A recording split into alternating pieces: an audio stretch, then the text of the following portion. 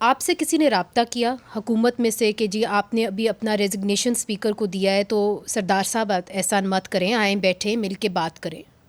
نہیں تو ابھی تک کسی نے رابطہ نہیں کیا، اور رابطہ کریں بھی تو کس طرح کریں گے؟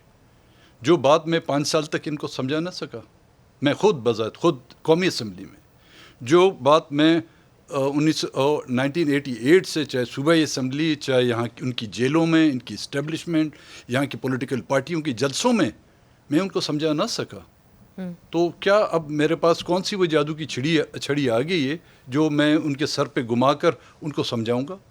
چونکہ عرفان صدیقی صاحب نے بھی کہا تھا کہ جی میں آپ کی ملاقات کراؤں گا وزیر اعظم سے، تو کیا کسی کا بھی آپ کو حکومت کے صفوں میں سے فون نہیں آیا کہ جی آپ کیا کر رہے ہیں؟ کسی بھی سیاستدان کا فون نہیں آیا کہ جی آپ کیوں استعفیٰ دے رہے ہیں؟ نہیں، میں نے تو اپنا استعفیٰ دے دیا جی. اس کے بعد آپ کو کوئی نہیں، رابطہ کوئی نہیں؟ ان کی طرف سے کوئی رابطہ نہیں. اب اگر ان کو بات کرنی ہے، میرے ہاتھ میں کچھ نہیں جی.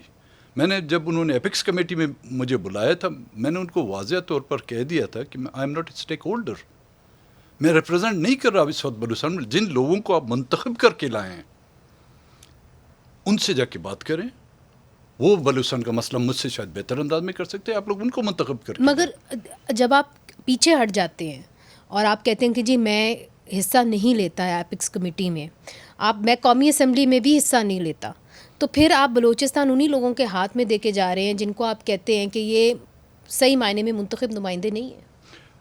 نہیں صاحب، اپیکس کمیٹی میں جو لوگ گئے تھے ان سے تو آپ پوچھ کے دیکھیں انہوں نے کیا باتیں کی اور وہاں سے ریٹرن میں ان کو کیا جواب ملا.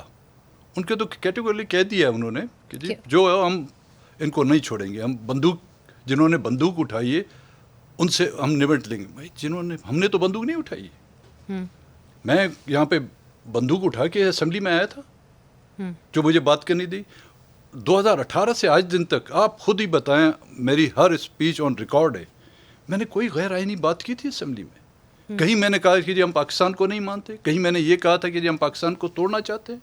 میں یہ سمجھانے کی کوشش کر رہا تھا کہ آپ لوگ ہوش کے ناخن لیں، لیکن انہوں نے ہوش کے ناخن نہیں لے. اب بلوچستان اب ان کو اگر بات کرنی ہے تو کرسی والے جو بڑے آرامدہ کرسیوں پر بیٹھے ہوئے ہیں ان سے بات کریں جو سنگلاخ پہاڑوں پر جا کے بیٹھے ہوئے ہیں. اب ہمارے بس میں کوئی نہیں.